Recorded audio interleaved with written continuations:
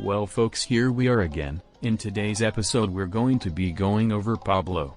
Let's get right into this one, it's going to be spicy.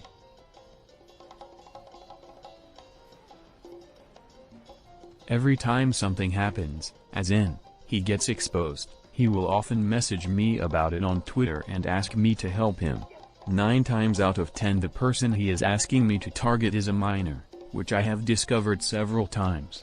What's worse about this, is that Pablo himself is in his early to mid-20s, making this action extremely predatory, and of course, wrong.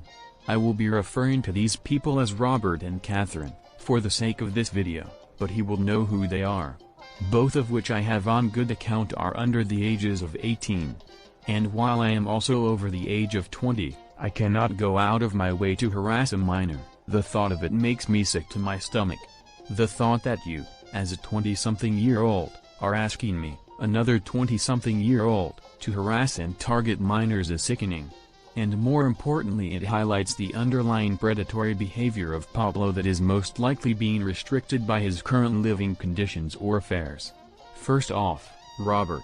Robert is one of many people Pablo has had run-ins with, and while I'm not sure about specifics, Robert is certainly under the age of 18.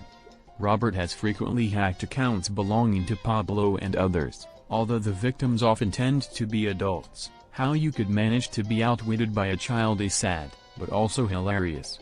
Catherine, on the other hand, will post very risque memes of Pablo. Some, I have to admit, are very funny and have certainly given me a good chuckle over the last few weeks.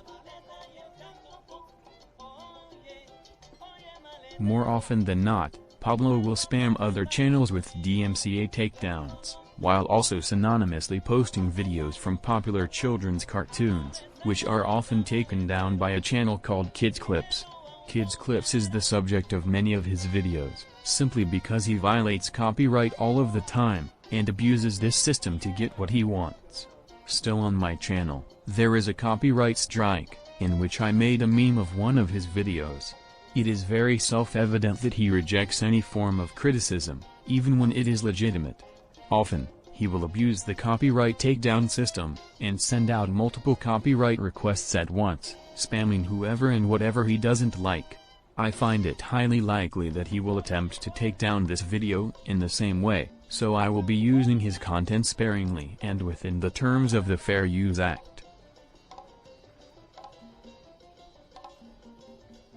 And that's why I got 4 phones now. I got 4. So the thing is, I'm way better than him. I'm way better than... After a channel is taken down, there is a small gloating period, in which he proclaims a victory over getting someone else's channel deleted, further proving his materialistic worldview. But his materialism doesn't stop there. He will frequently brag about the amount of electronics he has purchased and moan about his lack of subscribers, even though he has over 1,000, which I would be more than happy about. Superficial things that wouldn't matter to a normal person, but would only matter to someone who is greedy, narcissistic, and ignorant. Jose is someone who also has this quality, so it's clear to see why they were friends for so long. Well folks, that's going to do it for this episode. It's time to go back to relaxing. I hope you learned something today. And remember, stay away from the online kiddie roleplay communities, they're only out to hurt and groom children. Stay safe.